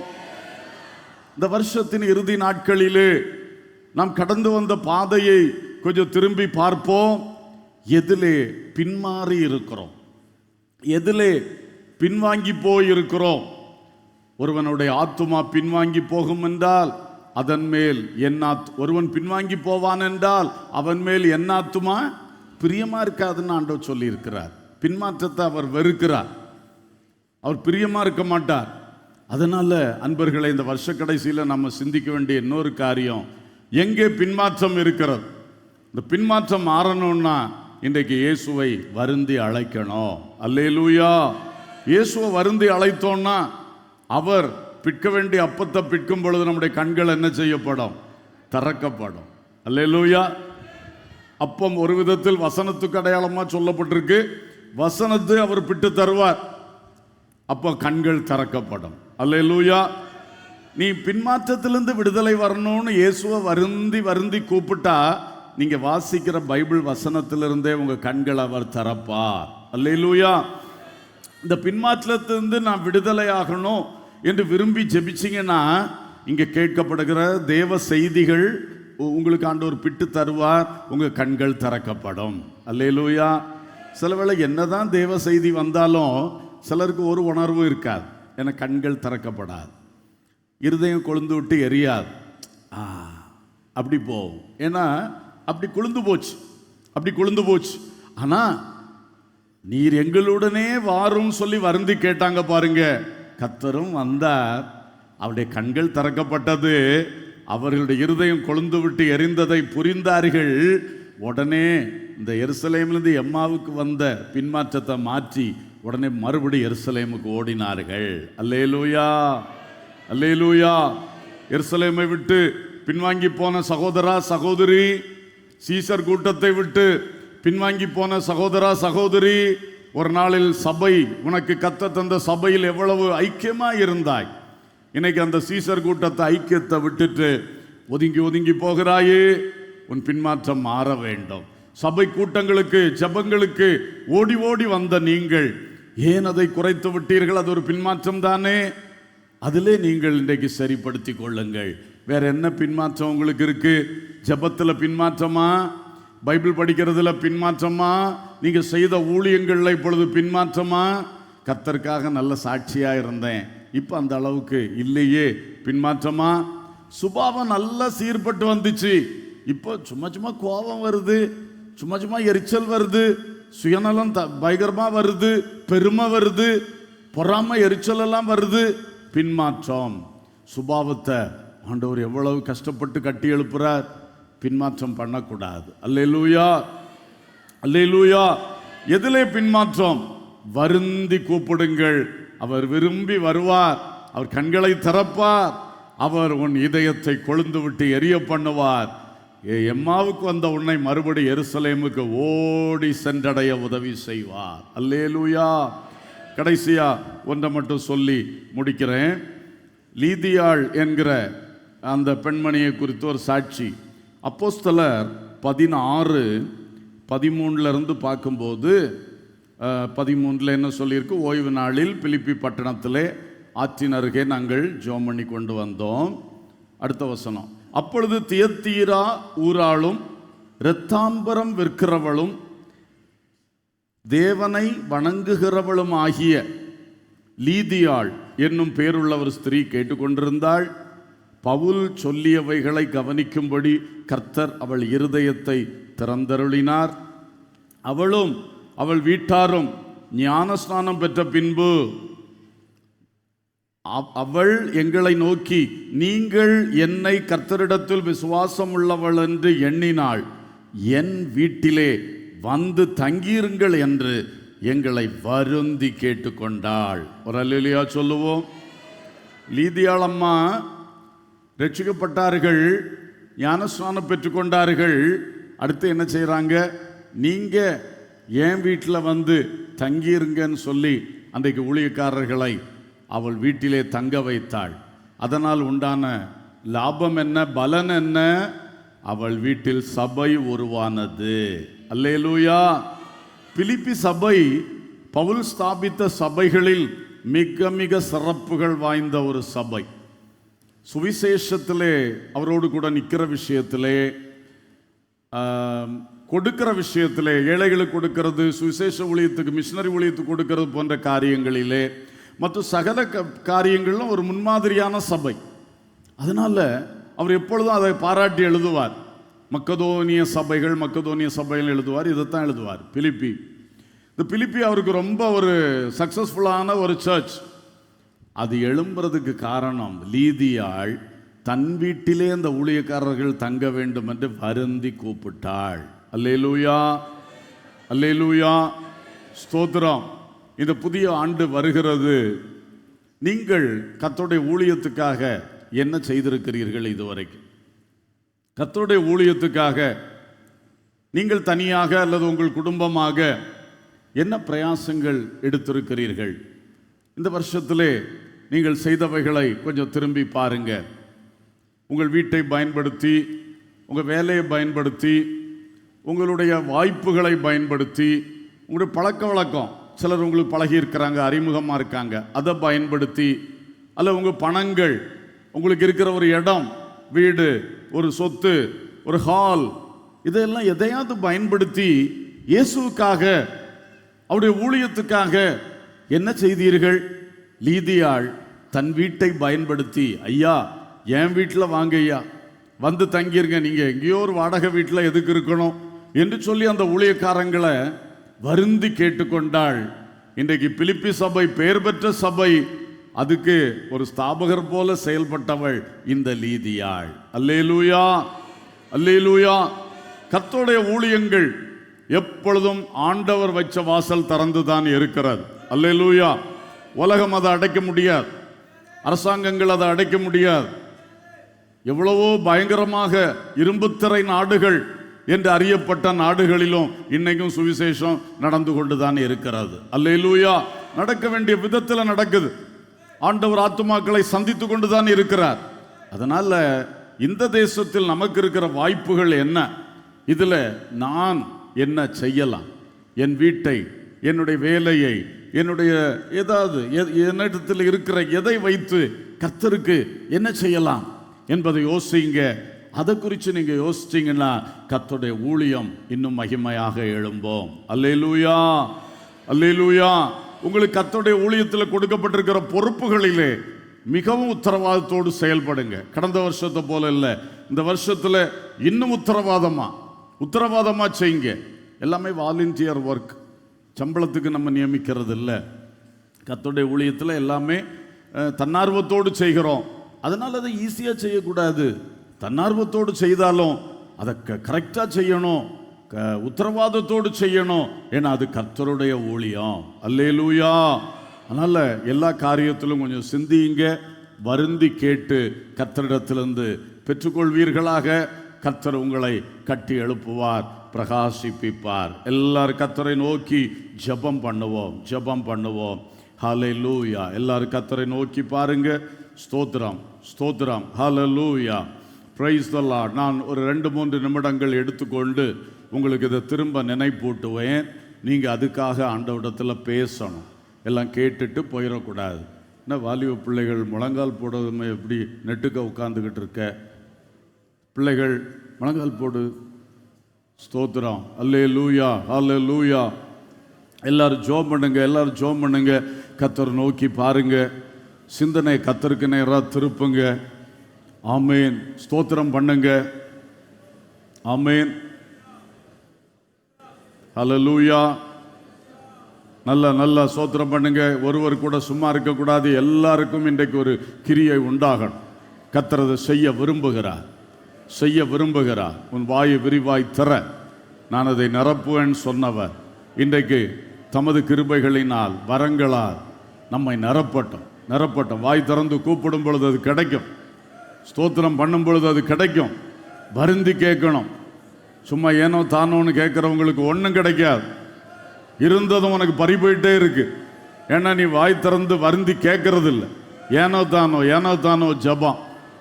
அதனால தான் இதெல்லாம் இப்படி ஃபெயிலியர் ஆகுது. இன்றைக்கு திருந்துங்கள், உணருங்கள். இந்த ஜபத்திலே கர்த்தரை நோக்கி கொஞ்சம் ஊக்கமாக கூப்பிட பழகுங்க. ஊக்கமாக கூப்பிடுங்க. இயேசுவேன்னு கூப்பிடுங்க. அப்பா பிதாவேன்னு கூப்பிடுங்க பிரதர். இது வரைக்கும் அப்படி ஜெபிச்சு பழக்கம் இல்லாட்டாலும் இன்னைக்கு பழகுங்க பிரதர். உங்கள் வாழ்க்கைக்கு ஆசீர்வாதமாக இருக்கும். அம்மா, இது வரைக்கும் வாய் திறந்து ஜெபிக்கிற பழக்கம் இல்லையா? இன்னைக்கு வாய் திறங்க. உங்களுக்கு ஆசீர்வாதத்தின் வாசல் கண்டிப்பாக கர்த்தர் திறப்பார். கர்த்தர் நோக்கி கூப்பிடு. மகனே கூப்பிடு. க்ளோரி, ஹல்லேலூயா. பிள்ளைகள் எல்லாரும் கூப்பிடு. Price the Lord. சோத்திரம். வெறுமை மாறும்படி எந்த வெறுமைகளை கர்த்தர் உங்களுக்கு உணர்த்தினாரோ, ஆம்பீர், சரீர பிரகாரமான காரியங்களில் வறுமையா, பூமிக்குரிய நன்மைகளில் வறுமையா, ஆவிக்குரிய ஆசீர்வாதங்களில் வறுமையா, அதை நினைவில் ஆண்டவர் தந்ததை சொல்லி இப்போ ஜெபம் பண்ணுங்க. ஆண்டவரே, இந்த வெறுமையை நீங்கள் கண்டிப்பாக மாற்றி தரணும்ப்பா, மாற்றி தாங்கப்பான்னு சொல்லுங்க. அதுக்காக இப்படி ஜெபிக்கணும்னு கர்த்தர் உணர்த்தினா அதுக்கு நீங்கள் அந்த மாதிரி செய்ய ஆரம்பிக்கணும். ஆமேன். ஹல்லேலூயா. எல்லாரும் ஜெபிங்க. நீங்கள் கொஞ்ச நேரம் பிரயாசப்பட்டா தான் உங்களுக்கு விடுதலை கிடைக்கும். நான் மட்டும் இங்கே கிடந்து கத்துனதுனால உங்களுக்கு விடுதலை வராது. நீங்கள் கொஞ்சம் வாய் திறந்து பிரயாசத்தோடு கர்த்தரை நோக்கி பார்த்து மன்றாடுங்க. ஆண்டவரே, இந்த காரியத்தில் வெறுமை எனக்கு மாற்றி தாங்கப்பா. அதுக்கு நான் எப்படி உங்களை கேட்கணும்னு நீங்கள் எனக்கு சொல்லித்தாங்க ஆவியானவரே. நீ வருந்தி கேட்டா கர்த்தர் நிச்சயமாக கிரியை செய்வார். ஹல்லேலூயா. Praise the Lord. ஆத்தும ரட்சிப்பை இழந்தவர்கள் யார்? இதை கதவை தட்டும் பொழுது ஏனோ தானோன்னு விட்டுக்கிட்டு இன்னைக்கு உணர்வு இல்லாமல் வாழ்கிறவர்கள் யார்? கொஞ்சம் உணர்வு இன்னைக்கு வந்திருக்கும்னா அந்த உணர்வோட நீ கூப்பிட ஆரம்பி.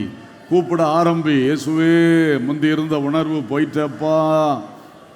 இயேசுன்னு சொன்னா என் ஆவி அப்படியே உயிர்ப்பிக்குமே அப்பா. இப்ப இயேசுன்னு சொன்னாலும் ஏனோ தானோன்னு இருக்கேப்பா. உண்மையை சொல்லு மகனே, மகளே, உன்னை உயிர்ப்பிக்கிற கர்த்தர் உனக்காக இன்றைக்கு இறங்கி வந்து கிரியை செய்கிறார். உன்னை கைவிட மாட்டார். உன்னை அழைத்தவர் உண்மை உள்ளவர். அவருடைய அழைப்பும் அவருடைய கிருபை வரங்களும் மாறாதவைகள். உன்னை அவர் விட்டுவிட மாட்டார். நீ பற்றிக்கொள், நீ வருந்தி கேளு. உன் ஆத்தும ரட்சிப்பு அருமையானது, விலையேற பெற்றது. அதை இழந்துராத, அதை இழந்துராத. பாவம் கட்டுகள் உடைக்கப்படணும். பாவங்கள் உன்னை விட்டு ஓடும். கர்த்தர் அதை ஓட வைப்பார். எந்த பாவம் உன்னை விடாமல் பற்றி பிடிக்கிறதோ அந்த பாவ கட்டை அவர் உடைப்பார். ஹல்லேலூயா, ஹல்லேலூயா. இயேசுவே எங்க உள்ளத்துல வாங்கப்பா, என் உள்ளத்துல வாங்கப்பா, என் வீட்டில் வாங்கப்பா, என் குடும்பத்தில் உள்ள எல்லாருடைய உள்ளத்துல நீங்க வாங்கப்பா. ஓ க்ளோரி, க்ளோரி, க்ளோரி. நல்ல வார்த்தைகளை சொல்லி கொஞ்சம் போராடுங்க, போராடுங்க, போராடுங்க. சும்மா லேசா வாங்கலான்னு சொல்ற அந்த பழக்கத்தை விட்டுருங்க. இன்னைக்கு வருந்தி கேட்க ஆரம்பிங்க. கர்த்தரிடத்துல போராடுங்கள். கர்த்தர் உங்களுக்கு செய்வார், கர்த்தர் உங்களுக்கு செய்வார். ஹல்லேலூயா, ஹல்லேலூயா. பகைகள் மாற வேண்டும். அதற்காக வாயை திறந்து ஜெபிக்கும்படி அன்போடு கேட்கிறேன். நல்ல வாயை திறந்து, அந்த வாயை திறந்தாலே கட்டு மாறும். பகைகளை மாற்றிருங்கப்பா. மன எரிச்சல்கள், மன போராட்டங்கள், அந்த கோபம், வைராக்கியம், பகை எல்லாத்தையும் என்னை விட்டு மாற்றுங்கப்பா. நான் கர்த்தரிடத்தில் மன்னிப்பு கேட்குறேன் ஆண்டவரே, அந்த சம்பந்தப்பட்ட ஆள்கிட்டையும் மன்னிப்பு கேட்பேன் என்று சொன்னால் உனக்கு விடுதலை கர்த்தர் தருவார். அம்மை, நீ அறியாத புரியாத நெருக்கம் எல்லாம் உனக்கு வந்திருக்கு. எதுக்கு அவசியம் இல்லாம இந்த நெருக்கம், எதுக்கு அவசியம் இல்லாத அந்த நெருக்கம், எல்லா நெருக்கமும் இதுதான் காரணம். இந்த பகை என்பது ஓடி போகும் என்றால் பெரிய விடுதலை வரும். பகைக்காக கொஞ்சம் வாயை திறந்தே ஜோம் பண்ணுங்க. வாயை திறந்து ஜோம் பண்ணுங்க. வாயை திறந்து ஜோம் பண்ணுங்க. ஹல்லேலூயா, ஹல்லேலூயா, ஹல்லேலூயா. சோதரம், சோதரம், சோதரம். யார் வலையில சிக்கி கிடக்குறீங்க, கண்ணிகளில யார் சிக்கி கிடக்குறீங்க, உன்னை தப்புவித்துக்கொள். அப்படிப்பட்டவர்களுக்காக சபை முழுசும் சேர்ந்து ஒரு 2 நிமிஷம் போராடுவோம். எல்லாரும் அப்பதான் அவங்களும் வாய் திறந்து போராட முடியும். எல்லாரும் கொஞ்சம் அந்நிய பாஷையின் வரத்தை பெற்றவர்கள் எல்லாம் ஆவிக்குள்ள ஆகி ஸ்தோத்திரம், ஸ்தோத்திரம், ஸ்தோத்திரம். ஆண்டவரே, எங்கள் பிள்ளைகள், எங்கள் பெரியவர்கள் யார் எந்த வலையில சிக்கி கிடந்தாலும் இயேசுவே இன்னைக்கு விடுவிக்கணும், இன்னைக்கு விடுவிக்கணும். எந்த கண்ணியில காலை விட்டுருந்தாலும் இன்னைக்கு கண்ணி தெரிக்கணும், கால் தப்பணும் என்று எல்லாரும் கொஞ்சம் போராடுங்க. எல்லாரும் போராடுங்க. நாங்க எல்லாரும் போராடும் பொழுது அதுல மாட்டிக்கொண்டவங்களும் வாய் திறந்து போராடுங்க. கர்த்தர் உங்களுக்கு கண்டிப்பா விடுதலை தருவார். ஏசப்பா, மாட்டிக்கிட்டனே, தூக்கி எடுங்கப்பா, எடுங்கப்பான்னு கண்ணீர் விடு, கெஞ்சி கூப்பிடு. கர்த்தர் உன்னை கைவிட மாட்டார். மகனே, மகளே, உன் விடுதலை கர்த்தர் விரும்புகிறார். ஹல்லேலூயா, ஹல்லேலூயா. கூப்பிடு, கூப்பிடு, கூப்பிடு. இப்பவும் வாயை திறக்காம இருக்காத. நீ வாயை திறந்தா கர்த்தர் உன்னை விடுதலை ஆக்குவார். பிரைஸ் தி லார்ட், ஹல்லேலூயா. அது அப்படி ஆயிருமோ இப்படி ஆயிருமோ நீ பயப்படாத. கர்த்தர் அதை பார்த்து கொள்ளுவார். நீ துண்டிக்க வேண்டியதை துண்டிச்சிரு, கட் பண்ண வேண்டியதை நீ கராரா கட் பண்ண. கர்த்தர் உனக்காக பெரிய யுத்தம் பண்ணுவார். Glory, glory, glory, hallelujah. Riba laba laba kaba raba shadala rifandara baudaraba shilaba laba laba kabaraba shalabadaraba. ஆமென். ஆவியானவர் எங்கே உண்டோ அங்கே விடுதலை உண்டு, அங்கே விடுதலை உண்டு, அங்கே விடுதலை உண்டு, கட்டறுத்தல் உண்டு. கர்த்தாவே, எந்த வலையிலே எங்கள் பிள்ளைகள் சிக்கி கிடக்கிறார்களோ, எந்த கண்ணிகளிலே எங்கள் பிள்ளைகளுடைய கால் சிக்கி கிடக்கிறதோ, இயேசுவின் நாமத்தில், இயேசுவின் நாமத்தில் இப்பொழுது தப்புவிக்கப்படுவார்களாக, விடுவிக்கப்படுவார்களாக. கர்த்தர் அந்த கட்டுகளை உடைத்து விடுவீராக, உடைத்து விடுவீராக. Glory, glory, glory, glory, glory. பெரியவர்கள் கூட யாராவது கட்டப்பட்டு கிடக்கிறார்களா? பாவ கட்டுகள், அக்கிரம கட்டுகள், அநியாயம் செய்த கட்டுகள், ஆமீன், மாம்ச இச்சையின் கட்டுகள், ஆமீன், எந்த கட்டுகளா இருந்தாலும் இயேசுவின் நாமத்தில் அந்த கட்டுகள் இப்பொழுது உடைக்கப்படுவதாக, உடைக்கப்படுவதாக, உடைக்கப்படுவதாக. உரபரபரபரபா ஷிலபரபா துரபலபா ரிபலபா சந்துனா. Oh glory, glory, glory, glory, glory. கட்டுகளை உடைக்கிறவர், கட்டுகளை உடைக்கிறவர். குமாரன் உங்களை விடுதலை ஆக்கினார். மெய்யாகவே விடுதலை ஆவீர்கள், சத்தியத்தை அறிவீர்கள், சத்தியம் உங்களை விடுதலை ஆக்கும். ஆவியானவர் எங்கே உண்டோ அங்கே விடுதலை உண்டு. ஆவியானவர் இங்கே உண்டு, இங்கே விடுதலை உனக்கு உண்டு. Jesus, thank you Lord. Rikabala baudara kabala baushantana dura bala baraba shilaba. Amen, amen, amen. Glory, glory, glory, glory, glory. எல்லா கட்டுகள் உடைக்கப்படட்டும், எல்லா கட்டுகள் உடைக்கப்படட்டும். Hallelujah, hallelujah, hallelujah. சோத்திரம், சோத்திரம், சோத்திரம், சோத்திரம். பின்மாற்ற ஆவிகள், பின்மாற்ற ஆவிகள், விழுந்து போன ஜீவிதங்கள், ஆமென், அவைகளுக்காய் ஒரு கிரியை செய்யுங்கப்பா. பின்மாற்ற ஆவிகள் இயேசுவின் நாமத்தில் துரத்தப்படட்டும், எம்மாவூர் சீடர்களுடைய உள்ளத்தில் குடியேற நினைத்த பின்மாற்ற ஆவியை உடனடியாய் துரத்தின உயிர்த்தெழுந்த கிறிஸ்து இன்று பகல் வேளையில் அநேகருடைய உள்ளத்தில் வெளிப்பட வேண்டும். அநேகருடைய கண்களை திறக்க வேண்டும். அநேகருடைய உள்ளங்கள், அநேகருடைய ஆவி கொழுந்து விட்டு எரிய பண்ணணும். அநேகர் திரும்ப எருசலேமுக்கு நேராய் ஓடி வர உதவி செய்யணும். கர்த்தரை விட்டவர்கள், கர்த்தருடைய காரியங்களில் பின்வாங்கினவர்கள், சபையின் காரியங்களில் பின்வாங்கினவர்கள் இன்றைக்கு உயிர்ப்பிக்கப்படத்தக்கதாய் உயிர்த்தெழுந்த கர்த்தர் எம்மாவூர் சீடர்களுக்கு செய்த அற்புதத்தை செய்யும் அப்பா. லீதியாளை போல கர்த்தர் ஒவ்வொரு உள்ளங்களை ஏவி எழுப்புவீராக. இயேசுவுக்காக நாங்கள் எதையாகிலும் செய்யணும், எங்கள் குடும்ப சார்பாக செய்யணும், நான் செய்யணும் என்று சொல்லுகிற எண்ணம் வரட்டும் தகப்பனே. ஹல்லேலூயா, ஹல்லேலூயா, ஹல்லேலூயா. Thank you Lord, thank you Lord, thank you Lord. எம்மாவூர் சீடரோடு நடந்து சென்றார், இறைவார்த்தை போதித்து ஆறுதல் தந்தார். நல்ல கைகளை தட்டி பாடி எனக்கும் இன்றைக்கு அப்படி ஒரு அற்புதத்தை செய்யும். கண்களை திறந்து வைத்தார், அப்பம் விட்டு கண்களை திறந்து வைத்தார். அந்த இயேசு நம்மோடு நடக்கின்றார், அந்த இயேசு நம்மோடு நடக்கின்றார். மரித்த இயேசு உயிர்த்து விட்டார், அல்லேலூயா. மன்னன் இயேசு ஜீவிக்கிறார், அல்லேலூயா. மரித்த இயேசு உயிர்த்து விட்டார், அல்லேலூயா. மன்னன் இயேசு ஜீவிக்கிறார், அல்லேலூயா. எம்மாவூர் சீடரோடு நடந்து சென்றார், இறைவார்த்தை போதித்து ஆறுதல் தந்தார். எம்மாவூர் சீடரோடு நடந்து சென்றார், இறைவார்த்தை போதித்து ஆறுதல் தந்தார். அப்பம் விட்டு கண்களையே திறந்து வைத்தார், அப்பம் விட்டு கண்களையே திறந்து வைத்தார். அந்த இயேசு நம்மோடு நடக்கின்றார், அந்த இயேசு நம்மோடு நடக்கின்றார்.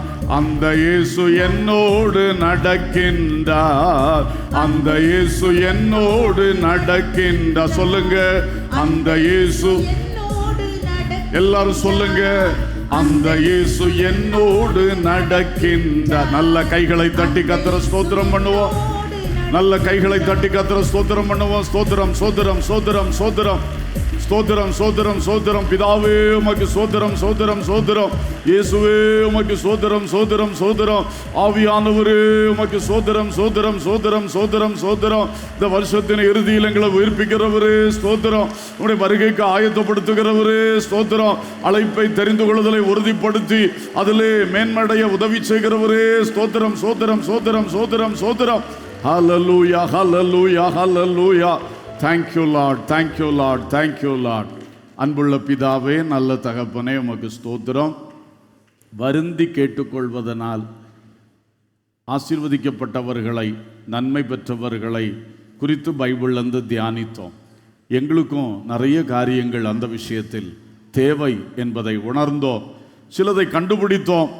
அதை கண்டிப்பாக தேவனிடத்தில் வருந்தி கேட்டு பெற்றுக்கொள்ளும்படியாய் சில விஷயங்களில் எங்கள் விடுதலைக்காய் மனுஷரிடத்திலே வருந்தி கேட்க வேண்டிய காரியங்கள் இருக்கிறது.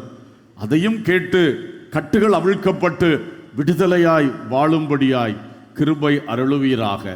கண்டிப்பாக ஏதோ நாட்கள் உருண்டு கொண்டே போகிறது என்று உருண்டு போகிறது போன்ற வாழ்க்கை எங்களுக்கு வேண்டாப்பா. உணர்வடைந்து திருந்தி செம்மைப்பட்டு ஒரு மேன்மையும் மகிமையும் அடைவதற்கான ஒரு வாழ்வை எங்கள் ஒவ்வொருவருக்கும் தந்தருளும் என்று கெஞ்சுகிறோம். எல்லாரையும் ஆசீர்வதியும். எல்லாருடைய உள்ளத்திலும் தொடர்ந்து இதுவரை கிரியை செய்ததை பார்க்கிலும் இப்பொழுது அதிகமாய் கிரியை செய்யும் என்று வேண்டிக் கொள்ளுகிறோம். சகல துதியும் கனமும் மகிமையும் உமக்கே நாங்கள் ஏறெடுக்கின்றோம். இயேசுவின் நாமத்தில் கேட்கிறோம், ஜீவனுள்ள பிதாவே, ஆமென்.